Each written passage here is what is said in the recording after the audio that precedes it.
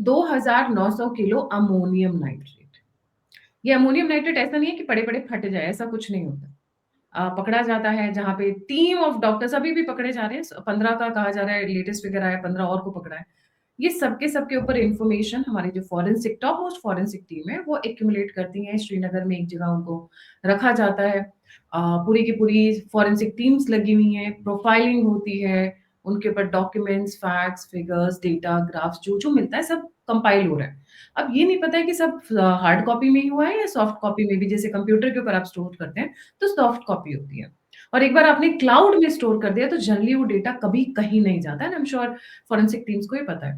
Then अचानक से कल शाम रात को एकदम ब्लास्ट होता है एंड कहा जाता है कि वो अमोनियम नाइट्रेट की वजह से हुआ है। उसके साथ मुझे वो अमोनियम नाइट्रेट की टेंशन नहीं थी, पर जो लोग मारे गए मुझे उस पे टेंशन थी। जितने भी एक्सप्लोसिव एक्सपर्ट्स हैं, जो ब्लास्ट एक्सपर्ट्स हैं, दे से it is not ammonium nitrate.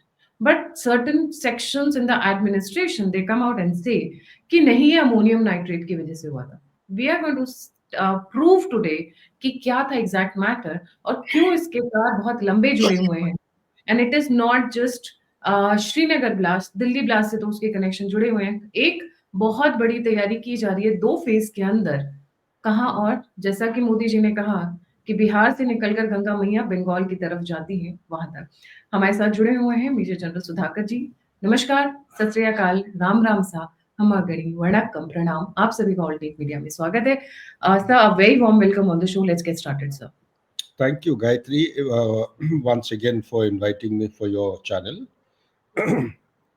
जो पॉइंट आपने अभी शुरू किया है उस पॉइंट के ऊपर मैं सिर्फ खुलासा करना चाहता हूं कि यस, इसके ऊपर काफ़ी तर्क वितर्क चल रहा है वातावरण में। और मैं काफ़ी जितने एक्सपर्ट्स हैं, एक्सप्लोजिव एक्सपर्ट्स, उनके साथ भी चर्चा किया हूँ।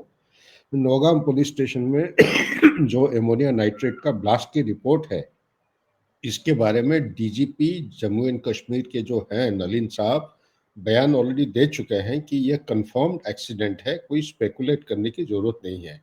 वो एक ओहदेदार हैं, सीनियर ओहदेदार, तो उनको बात को हम कदर करना, इज्जत करना निहायती आवश्यक है। साथ ही हमारा वातावरण को मद्देनजर रखते हुए उसका दूसरा कोई पर्सपेक्टिव अगर निकलता है, उसके लिए भी अपना दिमाग को और आंख और कान को बंद करना सही नहीं होगा।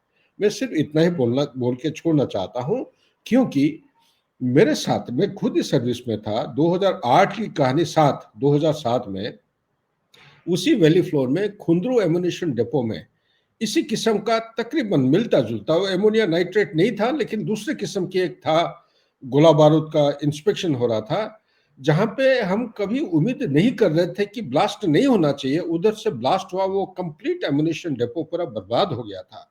ये 2007 अक्टूबर या सितंबर के महीने की बात है।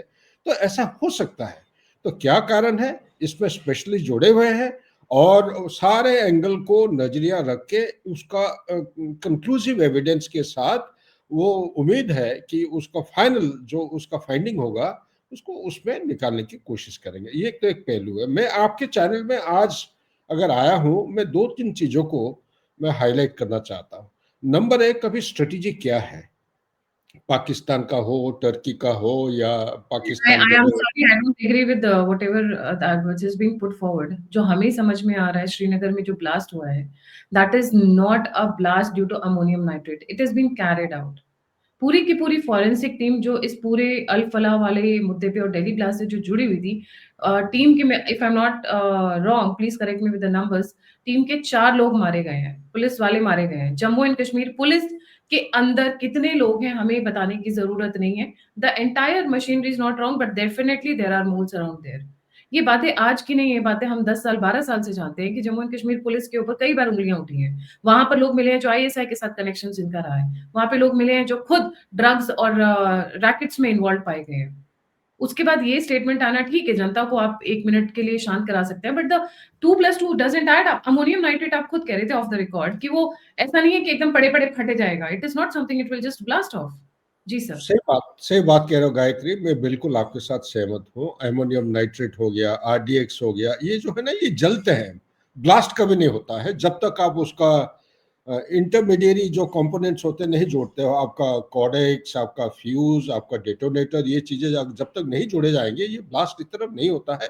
हाँ, एक कंडीशन है, जो जो केमिकल इंजीनियर्स हैं उनसे बात करोगे, कल मैं किसी से बात कर रहा था, वो कह रहे थे कि कहीं अगर क्लोज्ड एनवायरनमेंट में उसको पैक करके रखा जाता है तो गैस इतना बढ़ जाता है तब ये ब्लास्ट होने का काफी संभावना। लेकिन ये कोई क्लोज्ड एनवायरनमेंट पे रखा नहीं था, ये ओपन एनवायरनमेंट पे रखा हुआ है, तो वो सारे जो पैरामीटर्स मेरे को एक्सप्लेन कर रहे थे कोई मिलता नहीं है। तो इसलिए मन के अंदर यही सवाल बार बार आ रहा है कि ये केस कहीं प्लांटेड तो नहीं था।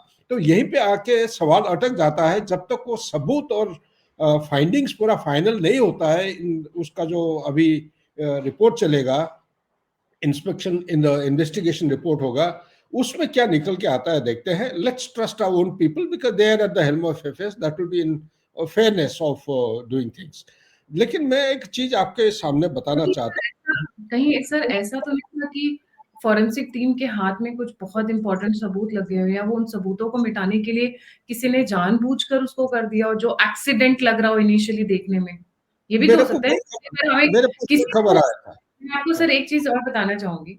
अभी कुछ एक केसेस, जैसे मैं क्राइम और इन्वेस्टिगेटिव टाइप्स के जर्नलिस्ट पढ़ती हूँ, कि आपको अगर किसी को मानना है तो बेस्ट है कि उस पे रोड को एक्सीडेंट दिखा दो। It will look like a very natural. वैसे भी भारत में रोज एक्सीडेंट्स होते हैं, आपके ऊपर उंगली नहीं आएगी, इट विल लुक लाइक कि भाई रोड पे नॉर्मली तो होता ही है। तो ये एक्सीडेंट दिखाकर पीछे से काम करने का सिलसिला जो है वो हम बहुत लंबे टाइम से देख रहे हैं। इसीलिए वो शक की सुई आ रही है, बिकॉज़ आपने बताया फॉरेंसिक टीम थी। फॉरेंसिक टीम कभी इस तरह पैक ही नहीं करेगी जैसा आप बता रहे हैं कि उसको टाइटली पैक कर दो और गैस बनने की वजह से वो उड़ जाए। I am sure they are handling ammonium nitrate not from now all their career, because this is a forensic team. जी। Let's see. You have made your point, and I have also tried to give my reflections. So let's leave it to the expert. Let's see what they come out with. But hey, there is an element of suspicion in the mind. But we go by what DGP of Jammu Kashmir has said for the time being, and let's see what the investigation takes us to. But मैं जो चीज कहने जा रहा हूं अभी, ये एक अनोखा किस्म का एक लड़ाई अभी शुरू हो गई है। ये ऑपरेशन सिंदूर का दूसरा जो हिस्सा है। हमें नागरिकों को बहुत सतर्क रहना निहायत आवश्यक है। नागरिकों को क्यों? नागरिकों को यो पता होना चाहिए कि किस किस्म की लड़ाई हमारे सामने हो रहे हैं। एक है आपका टेक्नोलॉजिकल लड़ाई, जो कि सबको पता होगा। ये मेरे ख्याल से 2-3 दिन पहले एक जीपीएस स्पूफिंग हुआ था न्यू दिल्ली एयरपोर्ट के आसपास। जीपीएस स्पूफिंग क्या होता है? वो डिसओरिएंट हो जाता है जो एयरक्राफ्ट का दिया हुआ डायरेक्शन और जो लैंडिंग साइट या डेस्टिनेशन, उसको वहां से हटा के दूसरे कोई जगह की तरफ घुमाते रहता है। तो उससे क्या होता है कि ट्रैफिक कंजेशन, ट्रैफिक इंटरफेरेंस, इससे हादसा होने का खतरा रहता है और टाइम ऊपर नीचे काफी होते रहते हैं। पैसेंजर्स को बहुत इनकन्वीनियंस होता है। There is danger of accident also. So ये पहले भी काफी बार हुआ है, लेकिन ये जो 2-3 दिन पहले, आप इसको उस एंगल से देखिए कि दिल्ली का ब्लास्ट एक पर्टिकुलर डेट को होता है, उसके बाद ये चीज होता है, उसके साथ साथ आपका व्हाइट कॉलर जो टेररिस्ट मॉड्यूल है वो बस्ट होते हैं, और उसी के साथ साथ ही आपका ये करीब 2900 किलोग्राम का जो एमोनिया नाइट्रेट आपकी ये रिकवर किए जाते हैं, प्लस काफी हाथ हथियार भी रिकवर किए जाते हैं। और ये भी धीरे धीरे खुलासा होता है। जो डॉक्टर्स को पकड़े गए हैं उनमें से कुछ डॉक्टर्स ढाका मेडिकल कॉलेज से ग्रेजुएशन किए हैं, और ढाका मेडिकल कॉलेज में जब ग्रेजुएट कर रहे थे एमबीबीएस, तो उस समय उनका इंडोक्ट्रिनेशन, HUTR, पुत्र जो शॉर्ट में बोलते हैं, ये इंडोक्ट्रिनेशन या रेडिकलाइजेशन का जो प्रॉपर फॉर्मल ट्रेनिंग होता है, 6 या 9 महीने होते हैं, वहां से वो ट्रेनिंग हासिल किए हैं। इसी तरह और 2-3 चीजें अभी खुल के आ रहे हैं कि one of them happen to have got medical training from China. So all these things put together what is emerging is कि ये अलग अलग जगह से ट्रेनिंग जरूर लिए हैं, लेकिन एक सिस्टम, ये पहली बार तो नहीं हो रहा है, इससे पहले हो रखा है कि ये जो white collar ecosystem of terrorism is growing in the country in the name of home grown terrorism. ये जो होम ग्रोन टेररिज्म का आप 2023 या इसको 23 को मेरे ख्याल से, या 24 को, सॉरी 24 को पुणे के आसपास एक मॉड्यूल पकड़ा गया था, बस्ट हुआ था।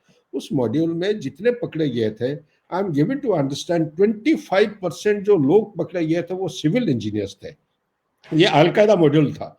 और इसी तरह असम की तरह, ये मीडिया में आया नहीं है, वहां पे भी कुछ पकड़े गए थे 1-2 साल पहले, वो भी अलकायदा नहीं, आईसिस का मॉड्यूल है।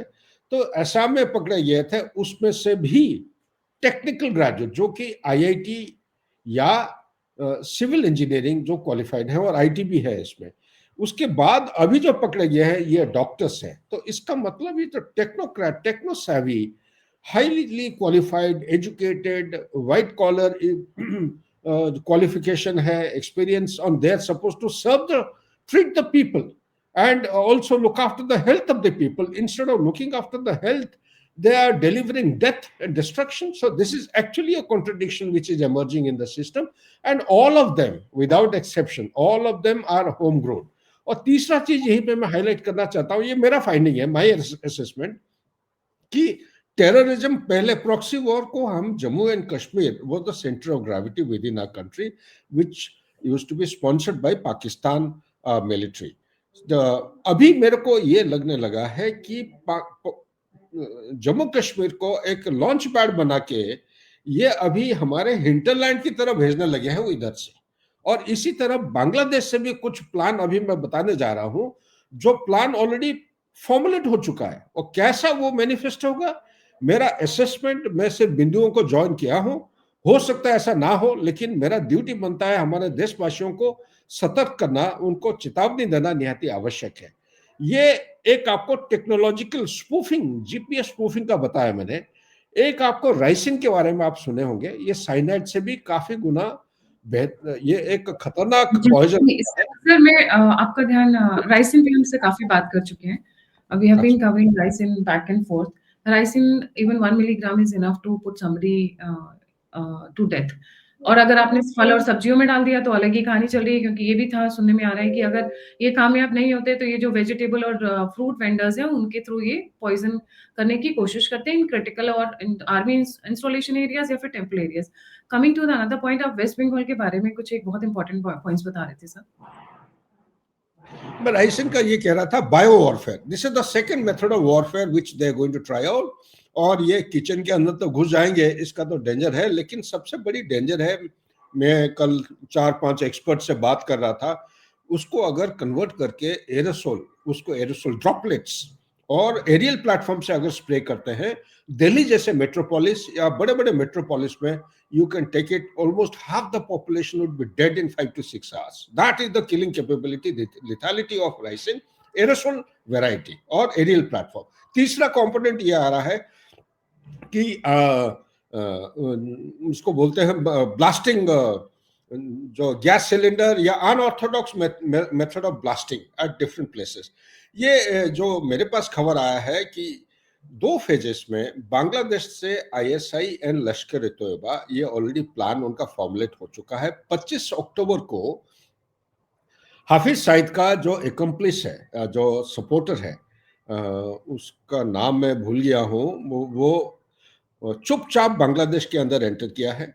बांग्लादेश और इंडिया के जो बॉर्डर है उस एरिया में उसने जगह जगह रोका है, रैली किया है और अभी छुपा हुआ है। और 30 अक्टूबर को लश्कर ए तोयबा का जो लीडर है ये अनाउंस करता है कि हमारे जो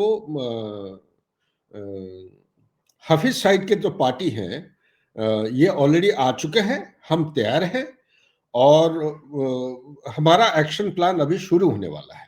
तो ये जो उन्होंने बयान दिया है उसका एक्शन प्लान क्या होने जा रहा है, इसी को मैं बताने की मैं कोशिश करूंगा।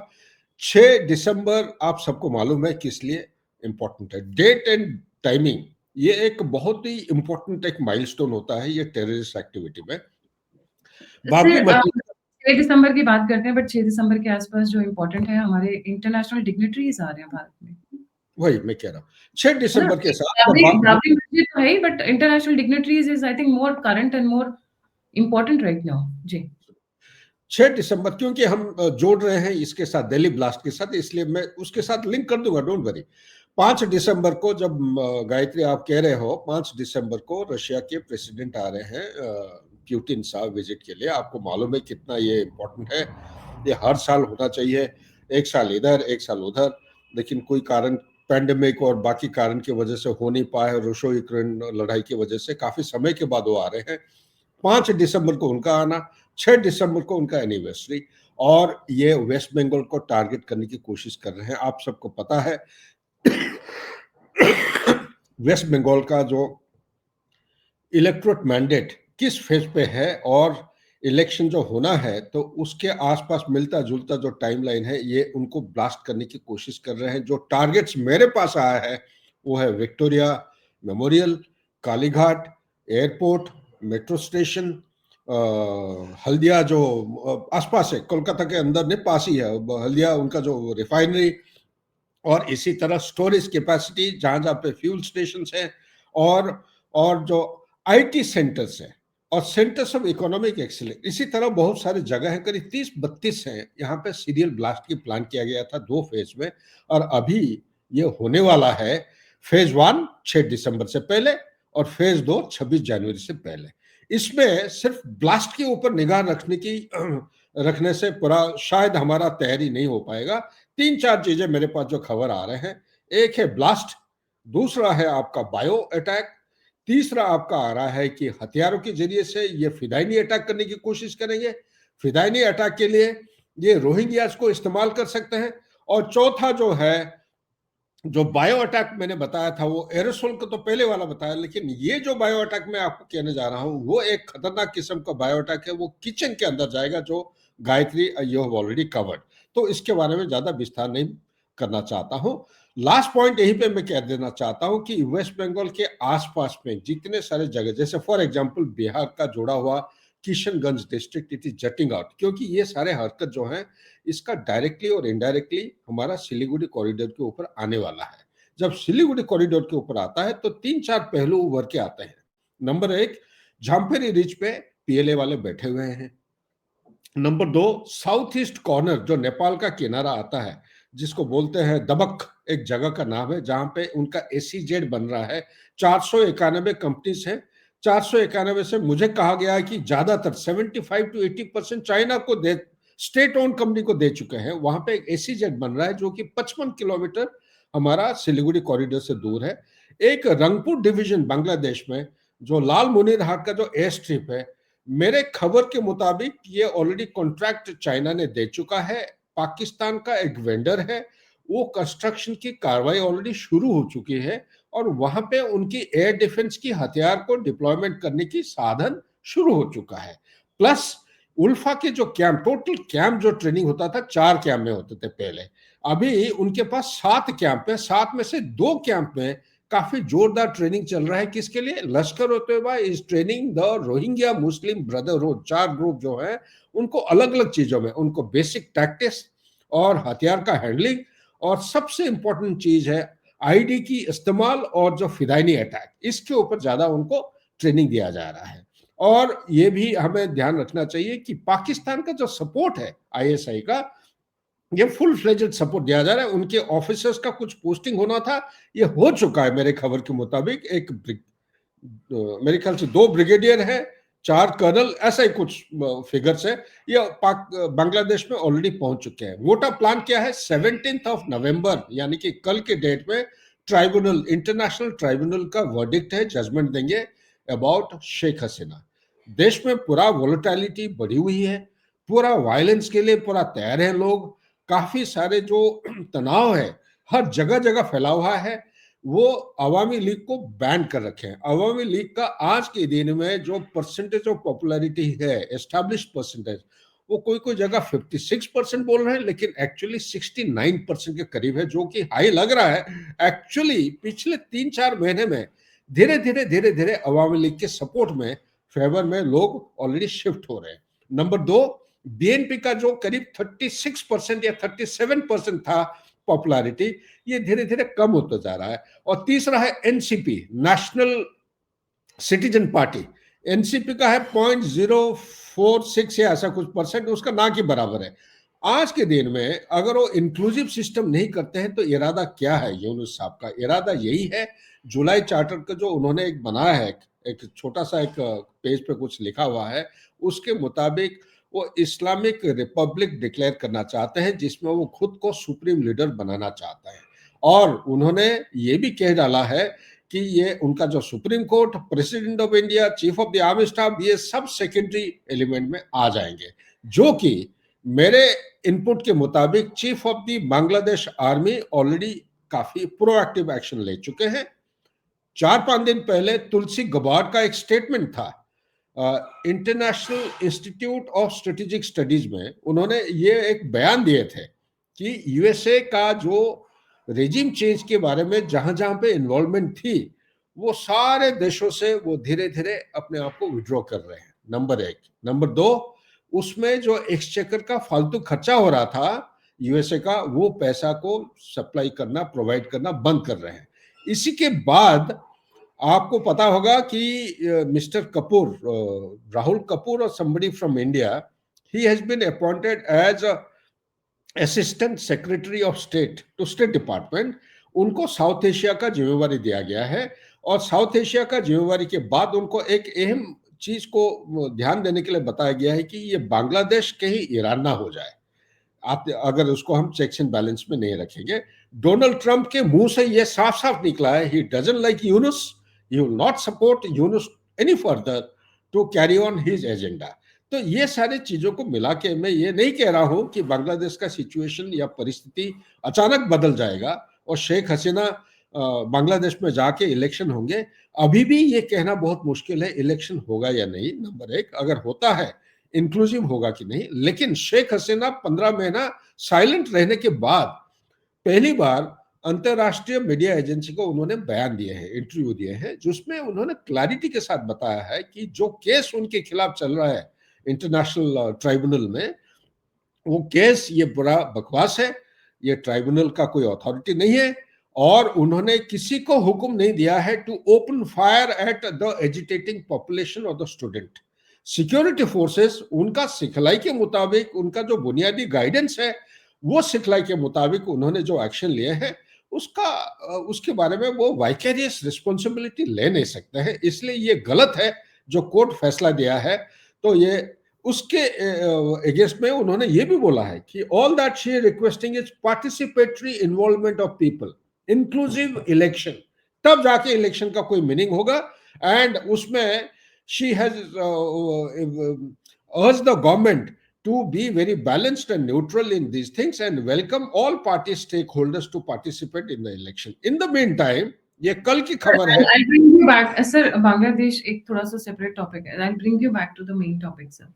दिल्ली ब्लास्ट में अब जो तार है वो पाकिस्तान से तो एस्टैब्लिश हो चुके हैं, क्योंकि एक महिला जो काम करती थी, एक जो डॉक्टर थे, उनकी जो वाइफ है वो पाकिस्तानी आईएसआई है, जमात मोमिनात की वो मेंबर थी। तो इस तरीके से सिर्फ एक नहीं, कई लिंक्स निकल कर रहे हैं जहाँ पे या तो हस्बैंड पाकिस्तानी है, यहाँ पे जो या फिर जो वाइफ है वो पाकिस्तानी है। आज वैसे मैं बता दूं थोड़ी, आज कई जगह ब्लास्ट हो रहे हैं पाकिस्तान में। एक तो एयरपोर्ट के पास ही हुआ है, बहुत करीब में कई सारे ब्लास्ट हैं। It's been a constant blasting which is happening in Pakistan. So the way you reap, जैसा आप बोगे वैसा आप काटोगे, and every action has a reaction. But मैं वापस आना चाहूंगी। Yes, it's a critical question. Srinagar में जो ब्लास्ट हुआ, I don't take it as a simple accident. या तो किसी ने उसको एक्सीडेंट किया है, या वो जानबूझ के पुट्रेट, मतलब I am not thinking administration is doing it, but looks like administration needs deeper investigation. Second, आप कह रहे हैं वेस्ट बंगाल में 2 फेजेस में वहां पर तैयारी की जा रही है, 2 फेजेस में प्रॉब्लम क्रिएट करने की, just before the elections, right? या करेक्ट। सो पहला पॉइंट के ऊपर मैं जितना कुछ कहा हूं उससे ज्यादा तो मेरे पास कुछ है नहीं कहने के लिए। कुछ अगर मिलेगा मैं जरूर शेयर करूंगा। मैं सिर्फ इतना ही कहता हूं, मेरा मन में भी वही सवाल आ रहा है जो आपके मन में है। संदेह करना निहायत आवश्यक है। जितने लोग मारे गए, they were all related to the Yes, investigation, and उससे that बढ़ is either they had some exclusive high profile information, या फिर कोई चाहता था कि इसको रोक दे, मतलब कि एविडेंसेस जो है उनको खत्म कर दे कंप्लीटली, कि आगे तार ना जुड़ सके। It doesn't look like an accident. इतने हाई प्रोफाइल केस में फॉरेंसिक एक्सपर्ट्स को ये नहीं पता कि अमोनियम नाइट्रेट को कैसे रखना है। बच्चों वाली बातें हैं। आप और मैं बैठ के शो के ऊपर डिस्कस करें तो उनका तो रोज ही, आई मीन उनके लिए तो वो डेली रूटीन की बातें हैं, इस तरीके की चीजों को डिस्कस करना। So either the accident has been done, इससे ज्यादा मैं कुछ नहीं बोलूंगी। वेस्ट बंगाल का Jaish-e-Mohammed Lashkar ke camps are mushrooming across the Bangladesh border. Obviously, it is not Bangladesh anymore. It has become East Pakistan as it originally was, and that is not a good news. दीदी कितना action लेंगी वो तो हमें इसी बात से पता चल जाता है कि उन्होंने बीएसएफ को आज तक जमीन नहीं दी थी। अब रिसेंटली बड़े प्रेशर के और मसल फ्लेक्सिंग के बाद उन्होंने बीएसएफ को जमीन दी है अपने वो बनाने के लिए, स्टेशन पोस्ट बनाने के लिए। Sir, Bangladesh will continue because Bangladesh is going to be a hot topic in coming months. Bangladesh, we have some exclusive more information, which I'll keep it for the next show. Sir, आप कुछ add करने वाले थे sir? बस मैं सिर्फ ये कहना चाह रहा हूँ कि don't shift your focus from Al Falah university, क्योंकि ये एक यूनिवर्सिटी नाम के लिए कह रहे हैं, लेकिन मेरे समझ के मुताबिक it was silent factory. Sir Al Falah में आज सुबह भी अरेस्ट हुए हैं factory of churning out radicalised people, which is very very dangerous. It is a teaching establishment, it's a education establishment, university है, मस्जिद है, सब कुछ है उसके अंदर, पढ़ाने के लिए उसको किया गया है। लेकिन इस किस्म की जो हरकत है, ये देश के खिलाफ जो कार्रवाई कर रहे हैं, उसको जरूर सरकार उसको कड़ी निगरानी के साथ इन्वेस्टिगेट करना चाहिए। और इस किस्म की संस्थाएं देश के अंदर सिर्फ एक सामने आया है, it is tip of the iceberg. मेरा जो संदेह है ये आपको आपके चैनल में 2-3 बार मैं बोल चुका हूं, ये जो रीजनल कैलिफेट बहुत लोग हैं उसको डिसमिस कर रहे हैं। आईएसआई और आईसिस के बारे में सुन के सब हंस रहे हैं। मेरे पास मैं आई एम कन्विंस्ड कि ये रीजनल कैलिफेट वेस्ट बंगाल, जम्मू और महाराष्ट्र में 3 तो है ही हैं। इसके अलावा असम, यूपी और बिहार, यहाँ पे रीजनल कैलिफेट के अंदर इस किस्म की संस्था होने की बहुत बहुत संभावना है। इसी के साथ जोड़ना चाहता हूं, हमारे देश में जितने मदरसाज हैं इसको टेक स्टॉक करें, एक ग्रिड में लाएं और इसके अंदर क्या हरकत हो रहे हैं, फंडिंग कहां से हो रहा है, क्या एकेडमिक करिकुलम चल रहा है, इसको सेंट्रल गवर्नमेंट ना निगाह रखना चाहिए बल्कि उसको अपने हाथ में लेके उसको रेगुलेट और कंट्रोल करना निहायत आवश्यक है। That's all, thank you so much. Thank you so much, sir, for joining. जाने से पहले सभी व्यूअर्स से रिक्वेस्ट है, please don't forget to like, subscribe and share the alternate media. अगर आप मेरे से जुड़ना चाहते हैं तो लिंक्स डिस्क्रिप्शन बॉक्स में है, पर प्लीज सभी से रिक्वेस्ट है, प्लीज आगे आए, कंट्रीब्यूट करें, डोनेट करें और सपोर्ट करें। बिना आप लोगों के सहयोग के हम आगे नहीं बढ़ पाएंगे। नहीं तो थैंक यू सो मच। इसी के साथ जय हिंद, जय श्री राम, हर हर महादेव। Thank you.